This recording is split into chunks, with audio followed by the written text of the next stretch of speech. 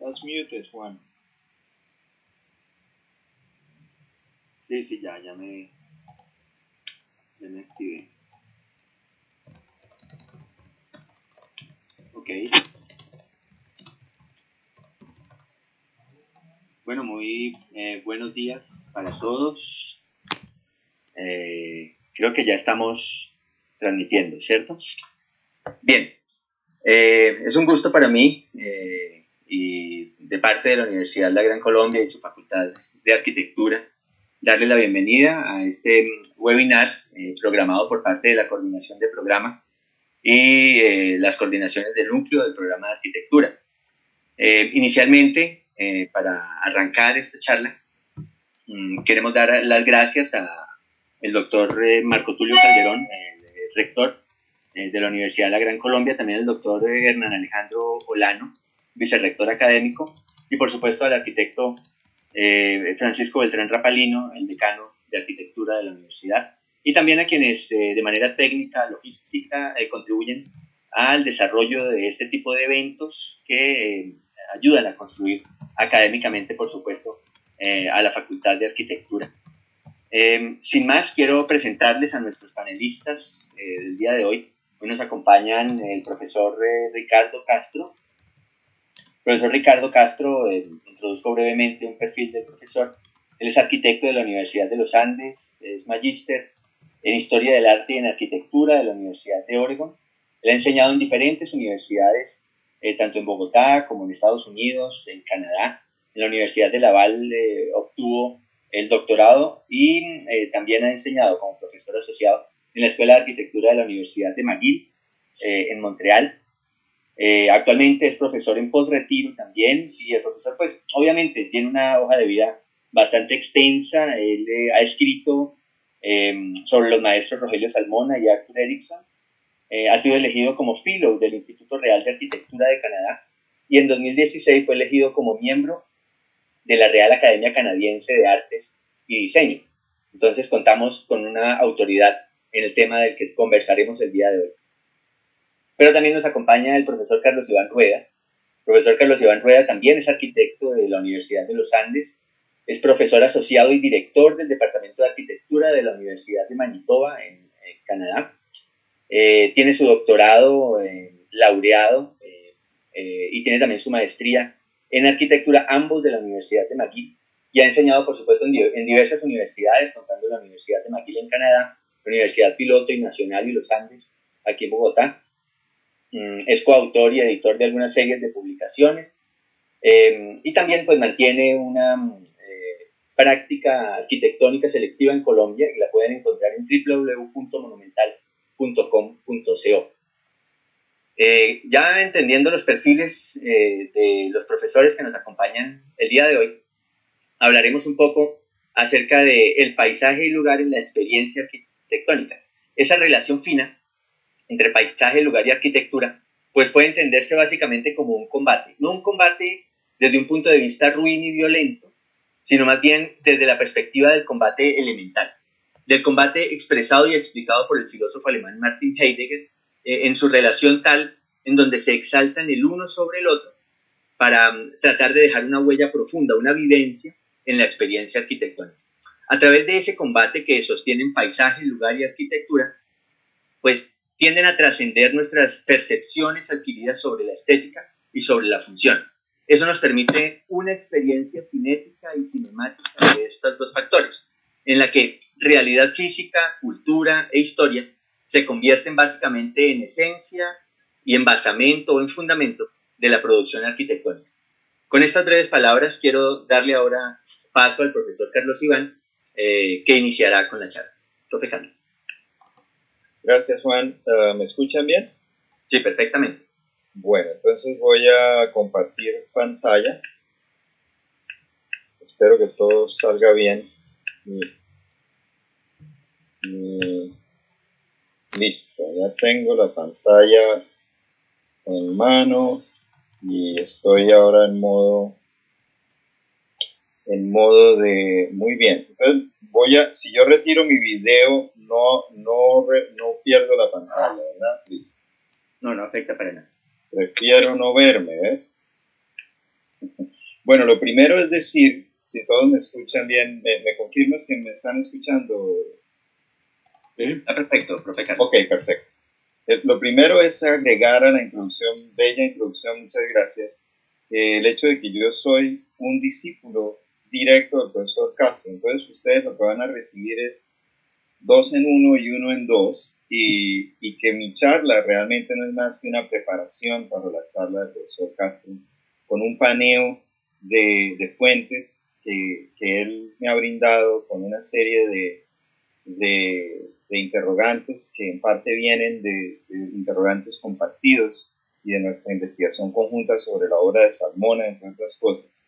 Y quiero agradecer al profesor que esté aquí con nosotros muy especialmente, porque es tener también a mi maestro.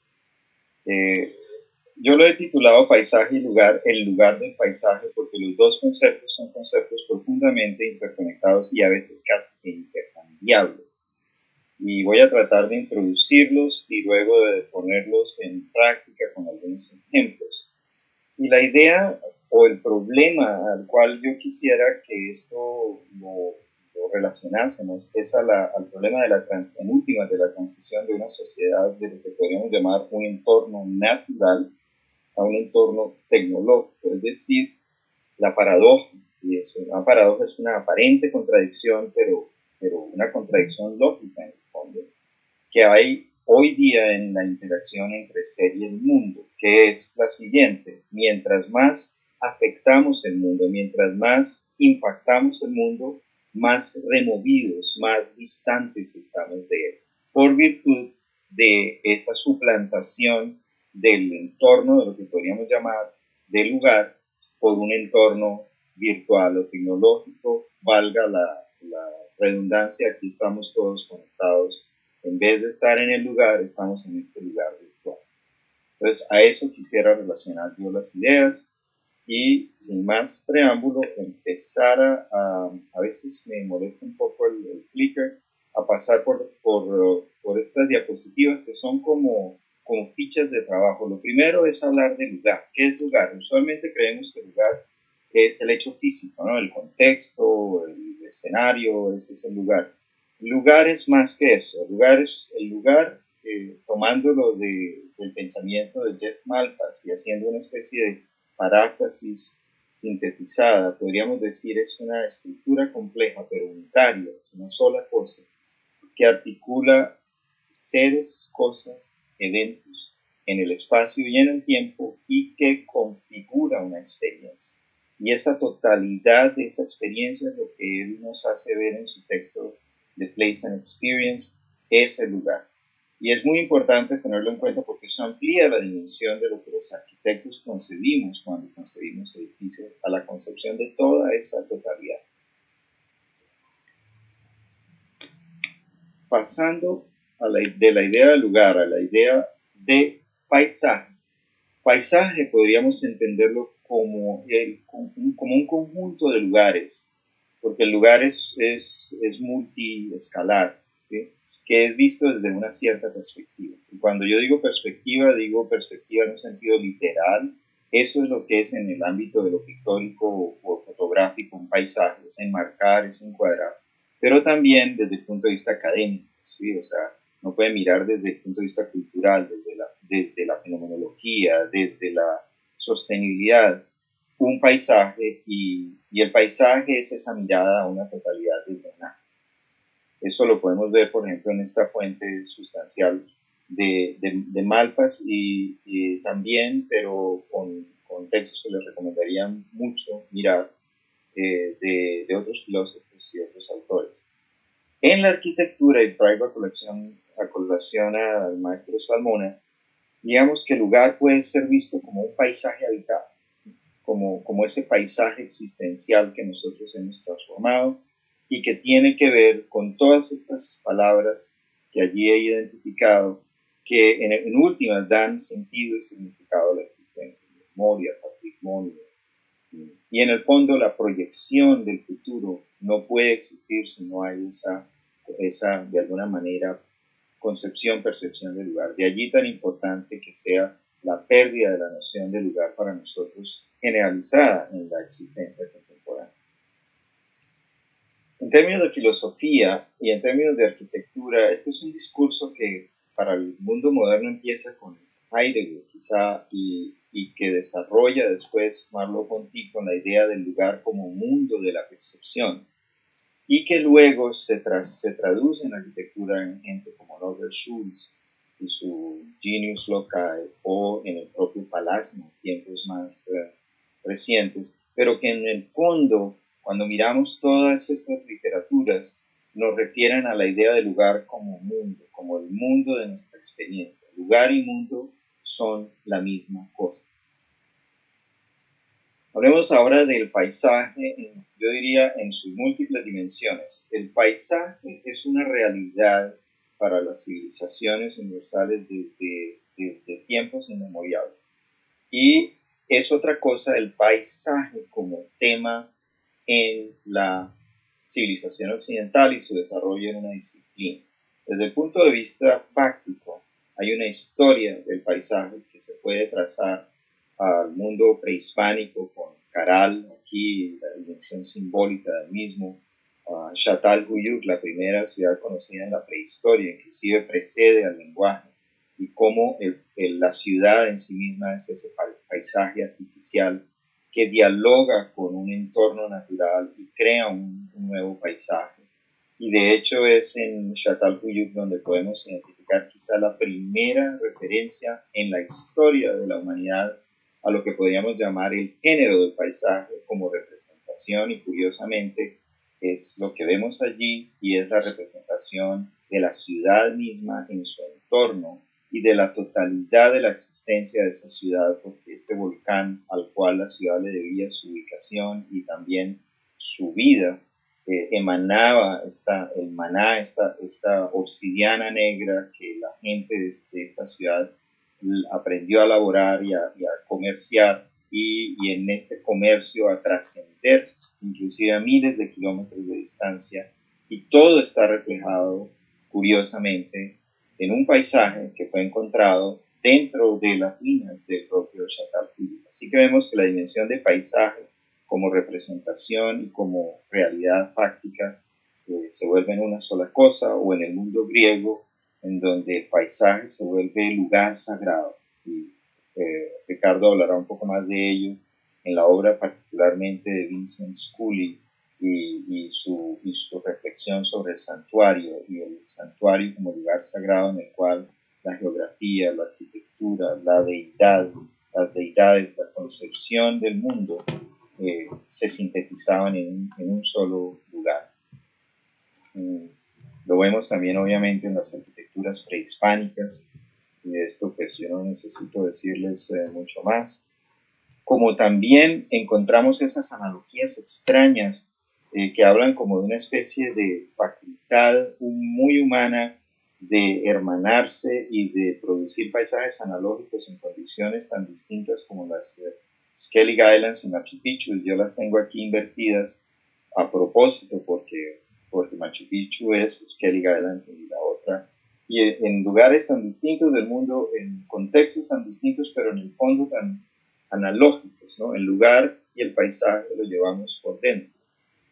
Y se concretiza ya en la historia de la civilización occidental, quizá el momento culminante en que se vuelve ya solamente un tema, sino una disciplina, en el barroco, y André Lenot, por ejemplo, en Versailles, que vamos a ver cómo sintetiza ya una actitud deliberada, consciente, frente al paisaje.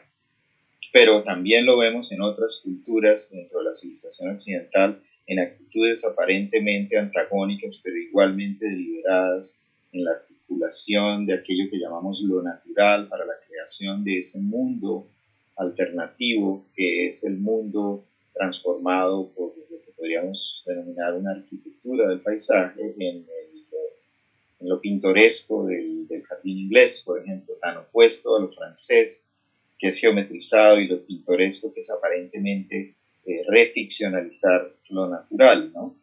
Y esto lo que nos dice es que en el fondo, en Occidente, lo que tenemos es una relación consciente y cambiante entre naturaleza y cultura. Y eso es una de las cosas que marca la civilización occidental en su conjunto y que podríamos denominar la transformación en las diferentes concepciones de la relación entre naturaleza y cultura.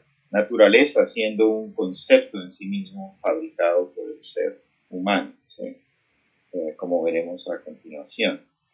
Y es John Dixon Hunt, quizá la persona quien mejor sintetiza ese saber en la tradición anglosajona, al menos, sobre paisaje y arquitectura y lo que llamamos arquitectura del paisaje, a través de la idea, de su interpretación de una idea de esas tres naturalezas, que está fundamentado en un concepto de Cicerón y que él lleva como reflexión a la arquitectura del paisaje. Y sin más preámbulos, me gustaría hablar de esa primera naturaleza que él identifica en lo selvático o esa naturaleza primigenia, esa naturaleza no tocada, que en el fondo es un concepto idealizado porque, pues, si pensamos cada día más, y hoy en día es ya patente, casi que patético, no existe ningún lugar sobre la Tierra que podamos considerar natural, porque todos de una u otra manera han sido afectados por la acción humana. Una segunda naturaleza es la naturaleza que producimos al transformar el entorno de una manera a veces inconsciente, es decir, la infraestructura, todo aquello que ponemos en el mundo, como decía Cicerón, que es ese alterum natura, es la segunda naturaleza en la cual vivimos. Y la arquitectura, en un sentido amplio, no en un sentido refinado, entra dentro de ello la infraestructura, el sistema de objetos con el cual interactuamos con el mundo es parte de esa segunda naturaleza, o paisaje cultural también, ¿sí? Podríamos llamarlo. La idea de paisaje cultural para nosotros se ha vuelto cada vez más común cuando entendemos, por ejemplo, la idea del paisaje cultural cafetero, hoy día ya reconocido formalmente, y lo que lo constituye, ¿no? El paisaje cultural cafetero empieza con el café, que transforma la geografía. El café mismo es la esencia, lo que llamamos la colonización de la zona cafetera, el café siendo además una especie foránea y una cultura foránea, se naturaliza. Y con ello viene una arquitectura, una casa campesina, el cultivo y el sistema de elementos que llegan desde la taza del tinto hasta el Jeep Willys, que constituyen eso que ya hoy en día llamamos el paisaje cultural cafetero, por ejemplo, por citar un solo ejemplo. Pero también es paisaje cultural esa transformación aparentemente o no, realmente irreflexiva del mundo, que por ejemplo Edward Burtynsky ha puesto de plano en su fotografía, ¿no? La acción industrial sobre el mundo.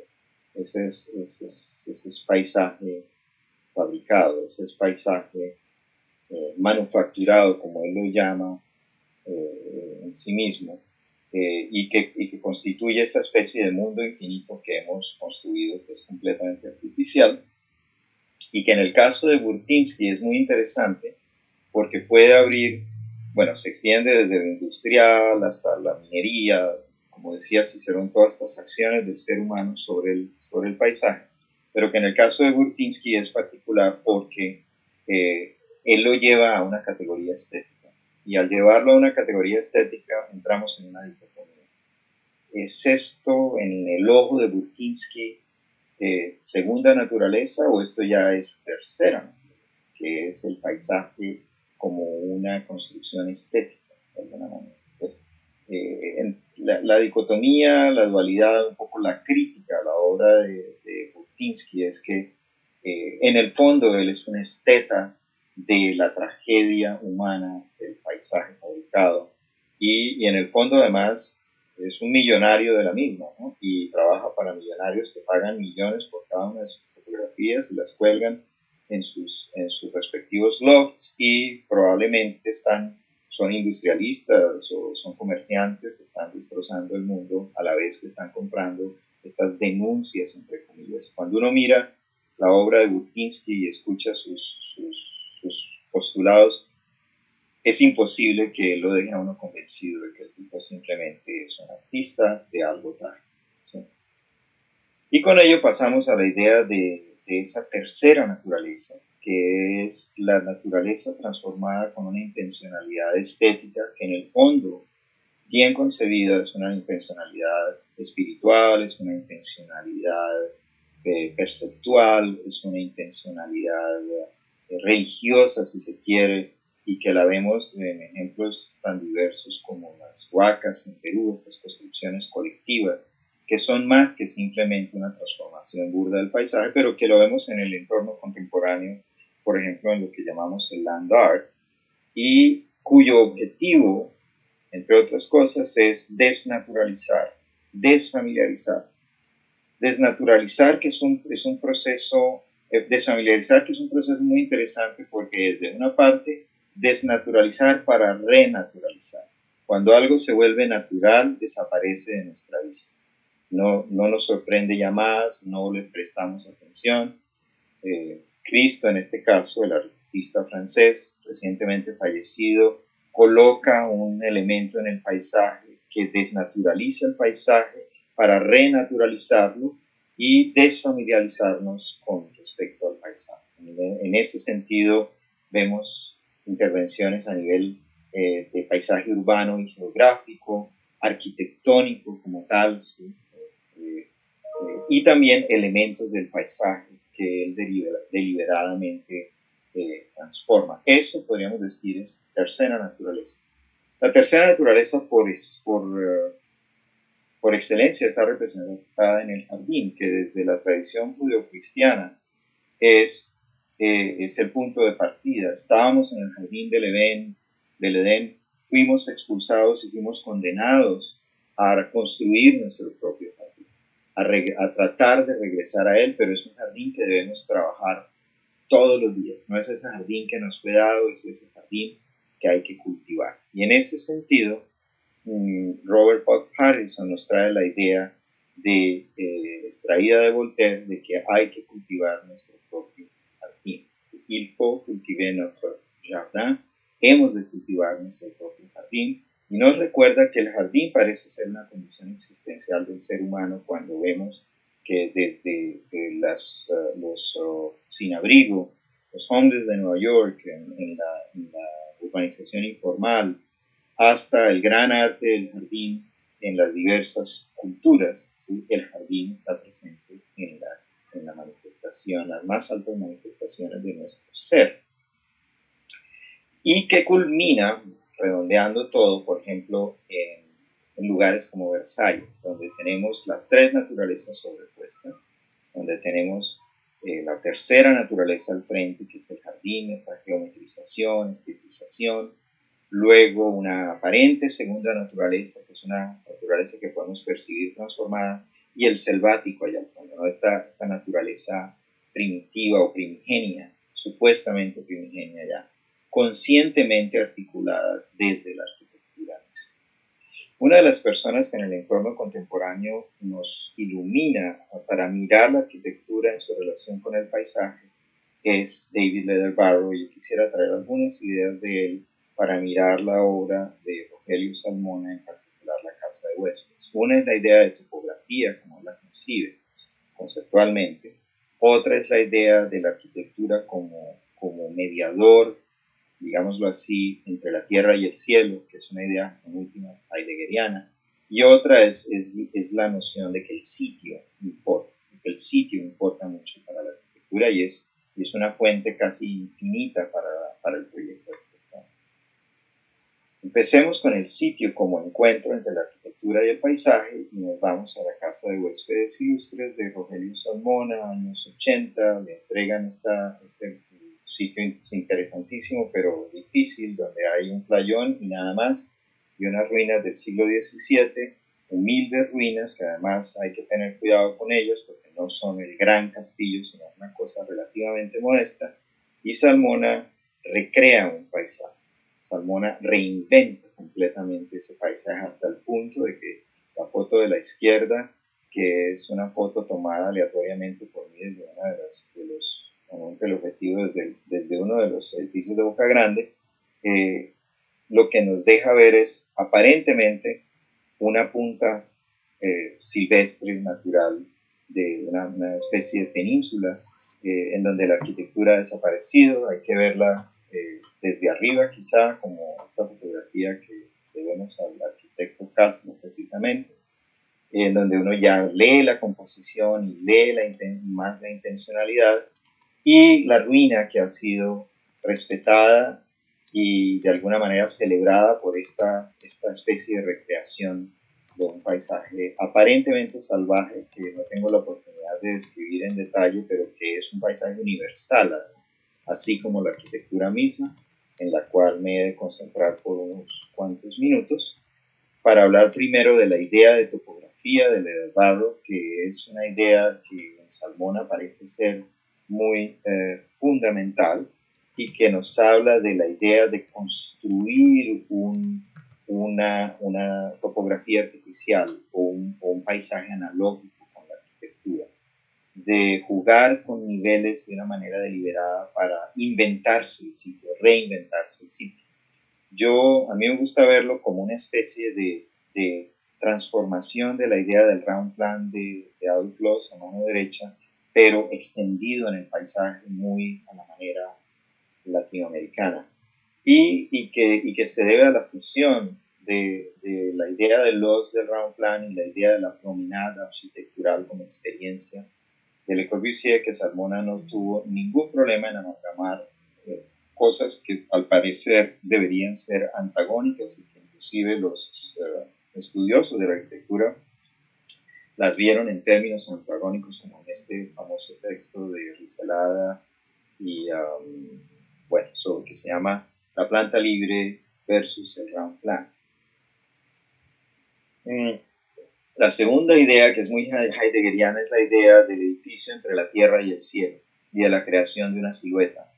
El dibujo de la parte baja es literalmente la silueta de Cartagena encontrada como parte de los procesos de diseño del proyecto para la casa de huéspedes allí mismo, y un poco la intención de recrear esa silueta y esa idea de horizonte, el horizonte como el límite entre el cielo y la tierra, como Heidegger nos recordaba en el templo griego, en su bella descripción del templo griego.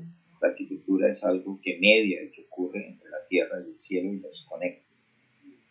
Entonces, ese sería el sitio como construcción de horizonte que encontramos en la casa.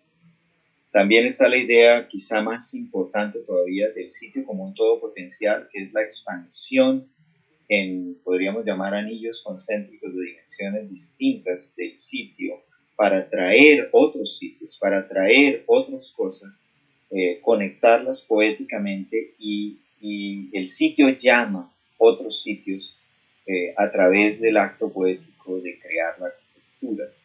Y vemos cómo en las descripciones del propio Salmona está el reconocimiento de esa manera de trabajar en la cual él está creando a partir de traerse la inspiración de otros lugares a este lugar, pero no de una manera arbitraria, sino con un sentido de pertenencia cultural. Un poco describe como la idea de la Plaza de Armas, pero también la idea del cortijo español, participan allí en esta composición compleja de patios que es la casa de huéspedes. Pero uno no puede escaparse a pensar que hay unas referencias que son aún más remotas, no dichas, quizá no deliberadas, pero sí muy presentes como referencias a los orígenes mismos de la arquitectura en Occidente que podemos encontrar en la arquitectura del Minoico y los templos nosos, estos, son mal que bien muy similares a la arquitectura del propio Salmona: patios, espacios laberínticos, escaleras, conjunto de volúmenes compositivos, inclusive la materialidad.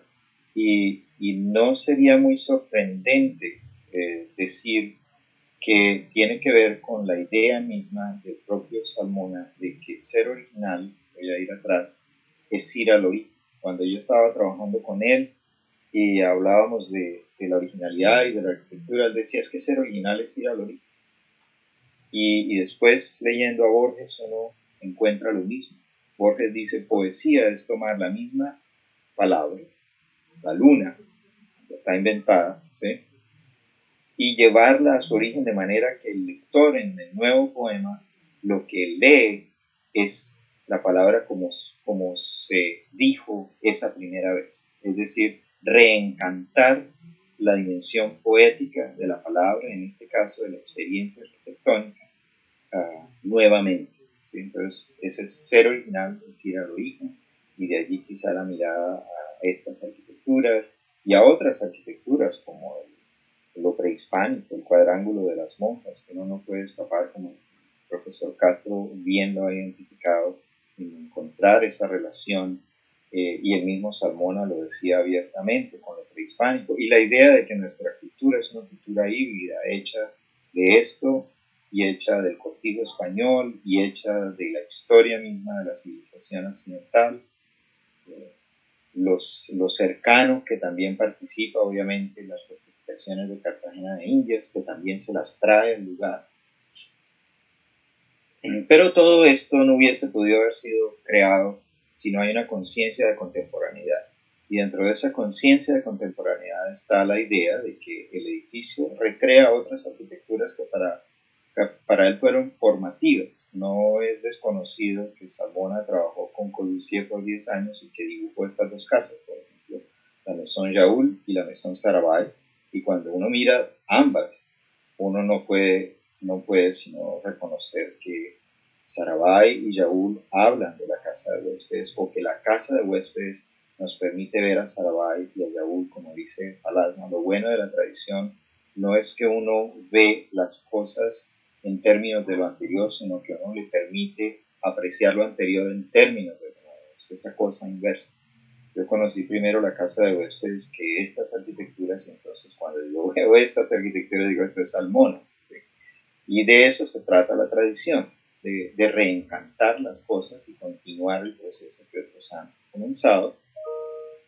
Y relacionado también con la idea de paisaje, y aquí estoy llegando ya al final, está la noción de como Salmona se lo robase de Apollinaire, de preparar a la hiedra y al tiempo una ruina más bella que la anterior. Apollinaire, mirando precisamente la arquitectura contemporánea en su época, la arquitectura moderna, estaba anticipando la dificultad que esa arquitectura tenía para embellecer y convertirse en una bella ruina. Me pareciera que Salmón hubiera escuchado a Apollinaire y se hubiera dado a la tarea de construir una arquitectura moderna, pero con las capacidades, llamémoslo así, paisajísticas, de construir una ruina más bella que la anterior. Y mi última imagen, con crédito a la excelente, bella fotografía del profesor Castro, es la idea, y con la arquitectura de Salmona mismo en la cabeza, de que toda arquitectura conceptual y poéticamente ha de aspirar a la condición de un jardín, a la condición de ese Edén en la tierra que no nos fue dado y que tenemos que reconstruir. Y sin más que decir, yo terminaría entonces aquí para darle paso al profesor Castro y después abrir la conversación.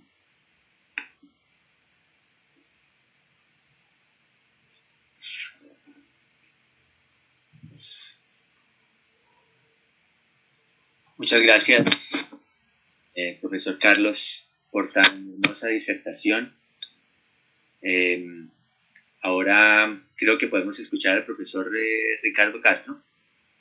Después de la introducción y la muy fina presentación del profesor Rueda, creo que la charla que viene del profesor Ricardo será no solamente complementaria, sino muy consecuente y aleccionadora sobre este tema del paisaje. Vamos a seguir muy atentos, profesor Ricardo, a su presentación. Bueno, muchas gracias. Voy a ponerme en obra, como se dice, que es la parte complicada aquí, es compartir mi... me dicen, por favor, si esto está funcionando o no. Ay, Dios. ¿Ya compartí pantalla? Tengo algo que me está pasando que no estoy compartiendo salgo de la Universidad Gran Colombia. Ay Dios, aquí yo tal vez encuentro. Esta primera parte siempre es muy problemática para mí. No te preocupes que tenemos paciencia. Yo ya no tengo paciencia. Lo que horror. Estaba lista la secuencia de imágenes y se me desaparecieron. Espérenme, perdónenme un momentico, voy a buscarlos otra vez en mi archivo. Y una vez digo que la conferencia de Carlos, extraordinaria, me parece, bellísima.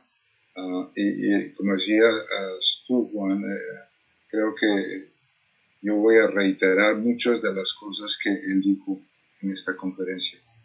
Todo lo que su merced me ha enseñado, profesor. Que nos yo quiero acotar algo. Hablemos de que nos enseñamos. Yo quiero acotar algo ahí sobre eso que ustedes están diciendo, y es que esta presentación es un asunto generacional también, ¿no? Yo me voy a meter en la colada porque digamos que el profe Carlos bien lo dijo, que el profe Ricardo fue su maestro y lo sigue siendo. Y yo considero a Carlos de la misma manera. Carlos ha sido mi maestro desde hace un buen tiempo ya y lo sigue siendo. Entonces es como un asunto generacional, ¿no? Y al profe Ricardo también lo consulto regularmente y lo molesto todo el tiempo. Entonces, por eso esta charla es como tan familiar, es un asunto, como les digo, académicamente generacional. Me permito preguntarles, ¿están viendo lo que están ahí? Sí, pero estás mostrando es como el navegador de internet. Si quieres, haz una cosa, profe Ricardo. Deja de compartir, ¿sí? Ya. Eso, cierra las ventanas que tengas abiertas adicionales, como el navegador de internet o no sé. Yo tengo ahí una de la Gran Colombia que no sé por qué. Sí, puedes cerrar la pestaña. Sí, puedo cerrar esta porque me da miedo cerrarla y de pronto destruir toda la herencia del... Si lo destruyes, lo armamos otra vez. Bueno, ahí la tenía. Bueno, aquí ya creo que ya sé cómo es. ¿La ven? ¿Están viendo? Todavía no. Ok. Me perdonan otra vez. Voy a ver si me meto al share, ¿no? Ay, Dios mío, qué horror esto.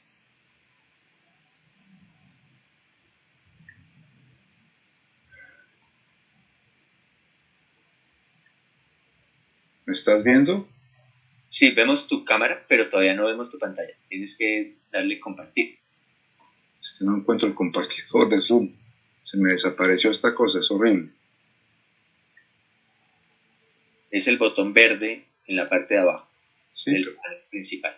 Desafortunadamente no tengo el botón verde en la parte de abajo. ¿Lo tendrás en modo pantalla completa, tal vez? Y te cuento que no es la primera vez que me pasa esto. Es como la sexta, séptima vez.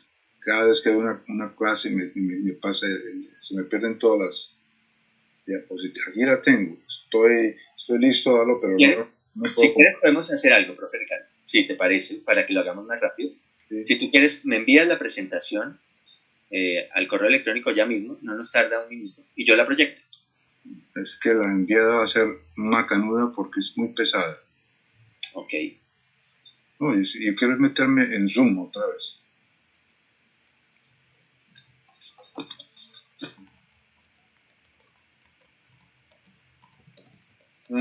Afortunadamente Carlos dijo todo lo que debíamos decir, o sea que no hay problema.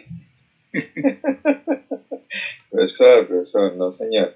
Ya, mire, tranquilo que yo todavía estamos muy bien de tiempo.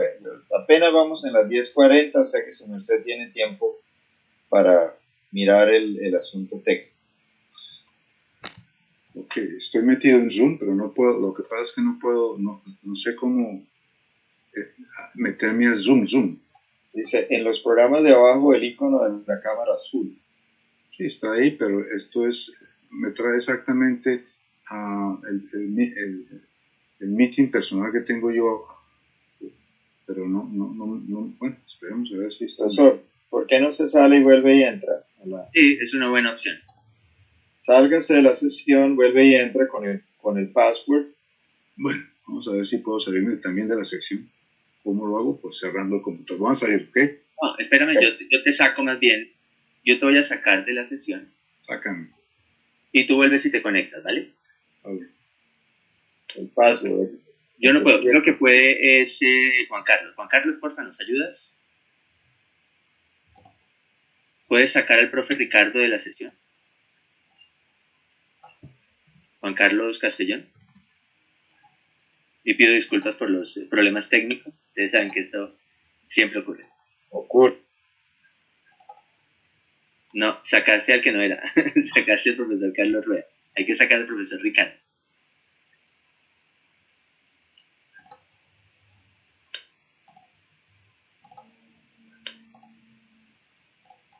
Ahora sí. Listo, esperemos que se conecten de nuevo. No, no te preocupes. Ya les voy a escribir para que se conecten otra vez. ¿Sí? Les pido disculpas un instante.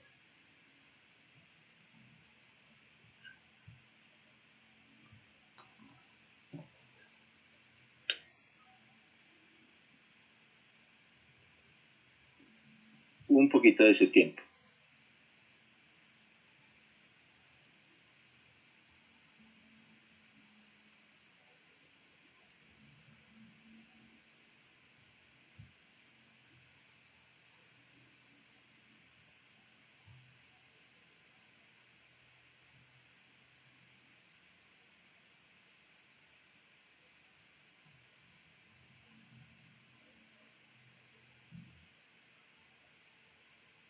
Ya el profesor Carlos se está conectando de nuevo.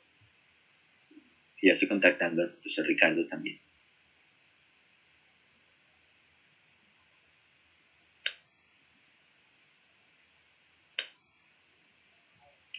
Profe Ricardo, ¿cómo está?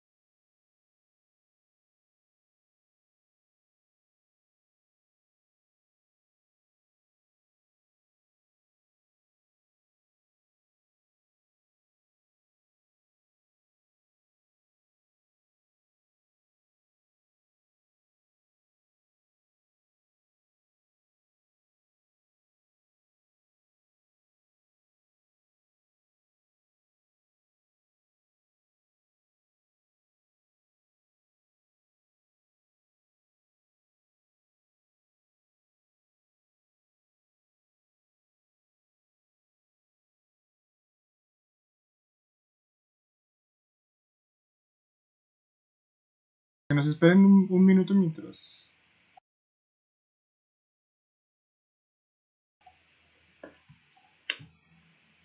Les pido disculpas a toda la audiencia, estudiantes, profesores, visitantes también.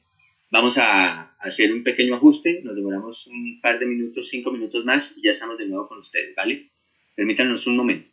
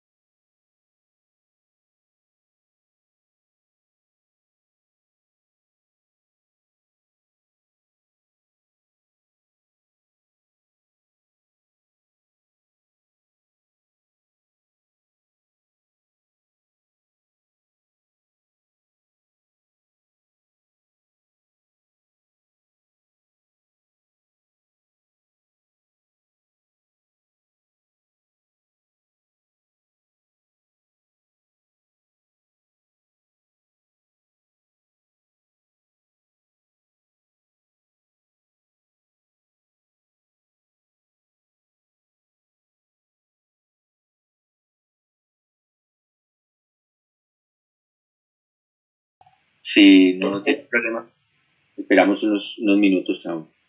Claro, lo otro que podríamos hacer es en estos pocos minutos, si hay alguna pregunta o algo que yo pudiera clarificar o conversar con los asistentes, pues así vamos dándole tiempo a Ricardo. Sí, me parece muy bien. Entonces, profe Juan Carlos, si hay preguntas en el chat de YouTube, puedes redireccionarlas, porfa, para que el profesor Carlos vaya comentándonos un poco acerca de las inquietudes que tenga la audiencia. Por favor.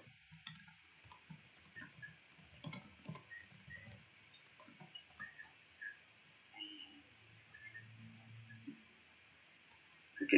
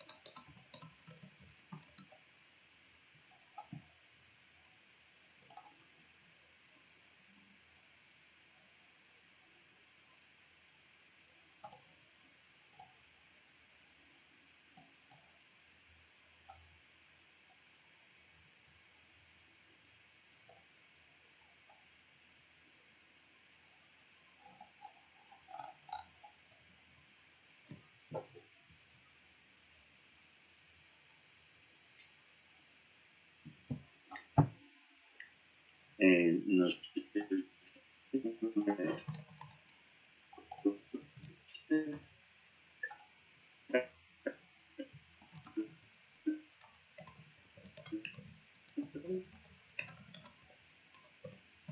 escucha.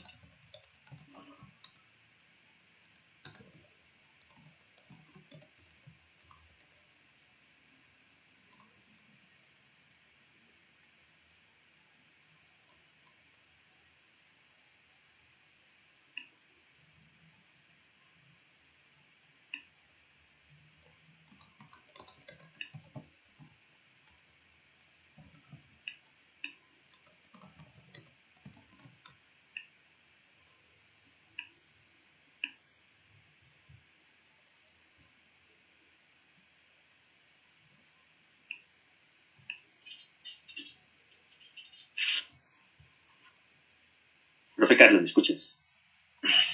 Sí, pues yo te escucho a ti, no estoy escuchando desafortunadamente en el fondo.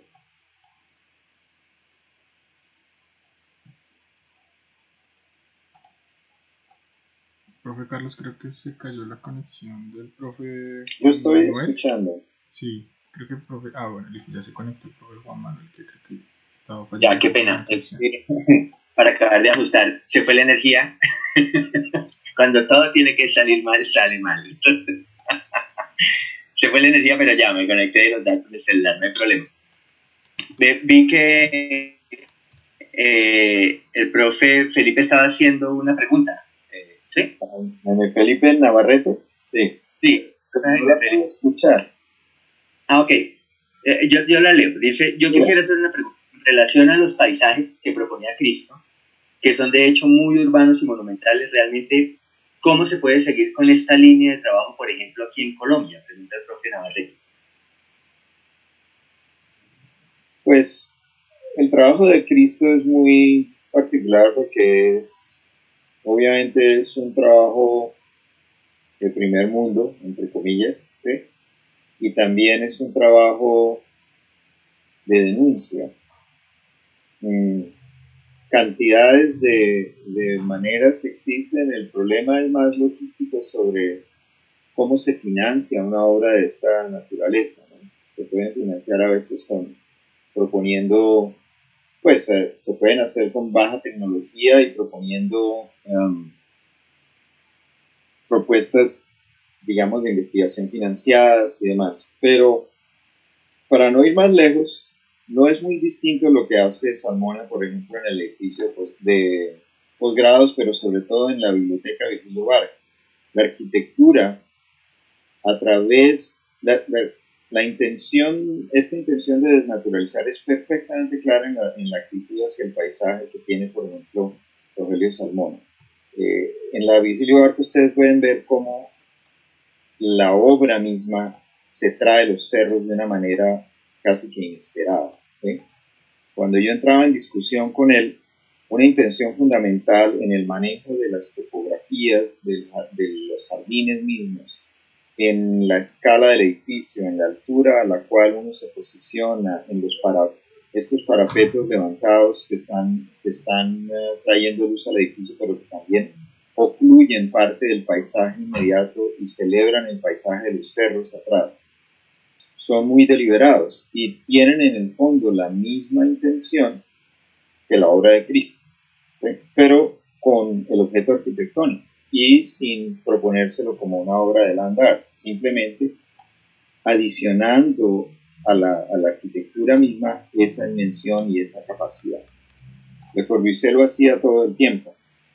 Las personas que conocen, por ejemplo, la Tourette, el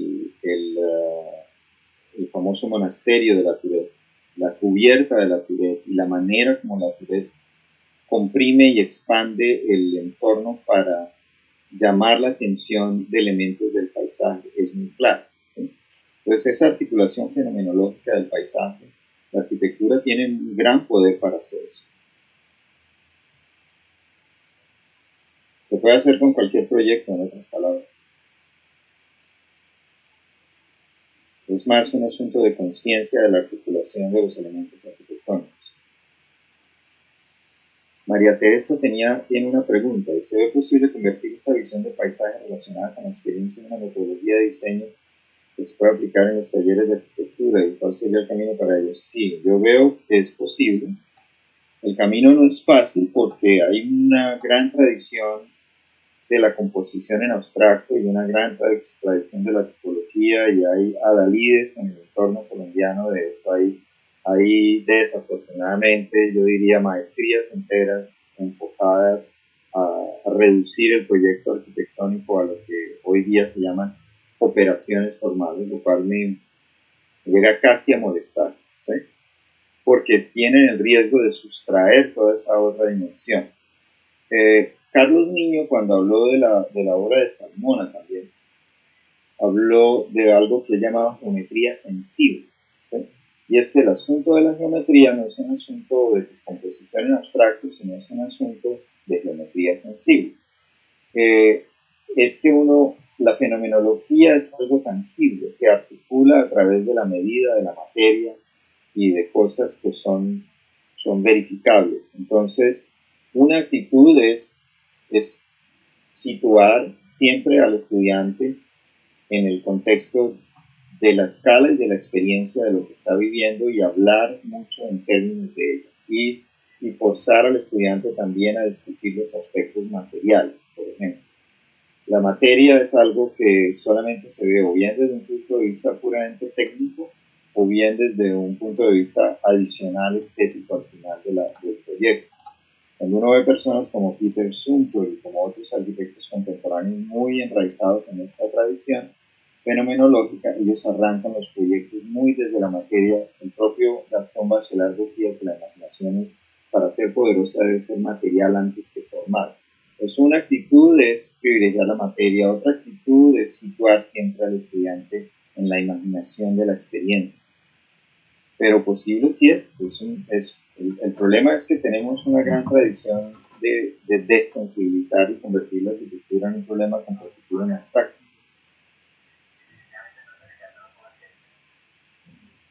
Por aquí hay otra pregunta del profesor Ediandro Martínez Carlos. Dice, cuando Carlos habla de la originalidad articulando tradición e innovación, ¿cómo se puede crear algo original sin caer en clichés de uno Sí, a nadie se le puede... u otro punto? Sí, decía Gastón Bachelard que la imaginación no es la facultad de concebir imágenes, sino la facultad de deformar imágenes, de transformar imágenes, de amalgamar imágenes ofrecidas por la percepción.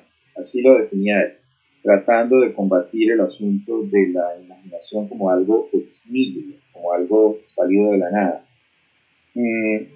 La respuesta a esa pregunta yo no la tengo, ¿no? Porque a nadie se le puede enseñar a hacer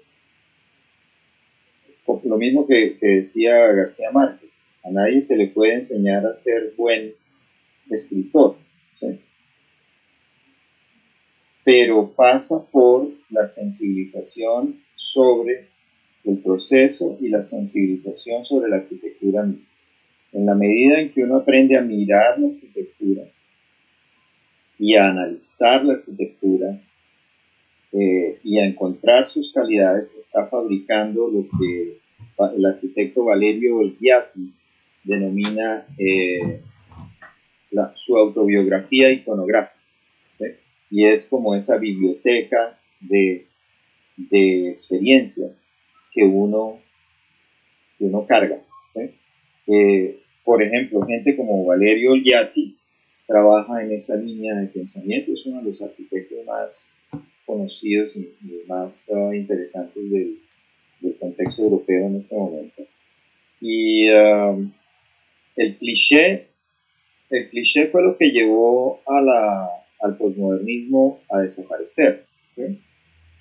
Entonces, porque el posmodernismo tenía un punto de partida interesante y era esa mirada a la historia, esa recreación de la historia, pero cuando se convierte en un cliché, ese riesgo siempre existe.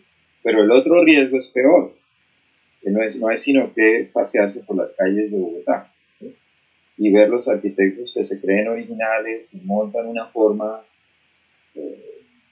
terrible, monstruosa, con unos materiales. Por ejemplo, edificio de la Javeriana, nuevo edificio de la Javeriana contra la Séptima, culto a la originalidad, ¿sí? Este que tiene todos los colores, todas las formas, todos los materiales montados uno encima del otro, y muy poco reconocimiento y humildad sobre que las formas y las materias y la estructura en la arquitectura ha costado mucho tiempo. Educar en arquitectura es fundamental. En las facultades de arquitectura se cree que la teoría y que la historia son esa cosa así como agregada, y sin conocer la arquitectura no se puede hacer arquitectura. Si uno llega a una escuela de alta culinaria en Francia con la pretensión de ser original en el sentido de reinventarse las fórmulas, las salsas y los procedimientos, lo mandan para el carajo, ¿verdad? Pero en cambio uno puede llegar a una universidad y le dicen lo contrario. Le dicen, no, aquí es que usted tiene que ser original. Eso es más peligroso que el cliché de la repetición. Yo diría que paradójicamente se aprende imitando. Mire a los chinos, empezaron a imitar todo lo que los demás hacían y mire dónde van, ¿sí? Ya están haciéndolo igual o mejor y dentro de muy poco van a ser muy originales, si ya no lo están haciendo. Y los carros chinos, mire los japoneses, empezaron imitando los carros europeos y hoy en día los europeos andan mirando los carros japoneses y haciéndolos un poco japoneses porque están, pues ya se quedaron atrás con respecto a ellos, y así. O sea, para mí la innovación pasa por la imitación y nosotros deberíamos ser más humildes en aprender de lo que existe.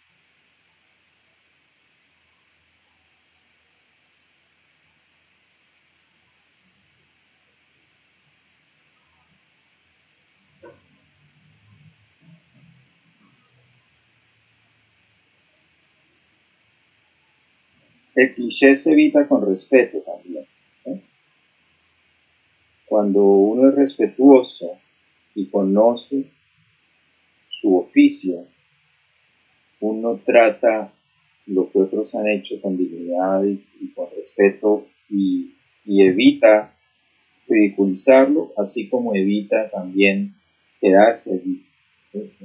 Por eso la innovación pasa por la tradición, decía Álvaro Siza.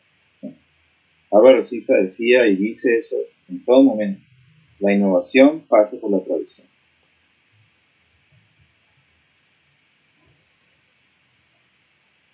Para mí quizá el mejor arquitecto vivo del mundo es Álvaro Siza.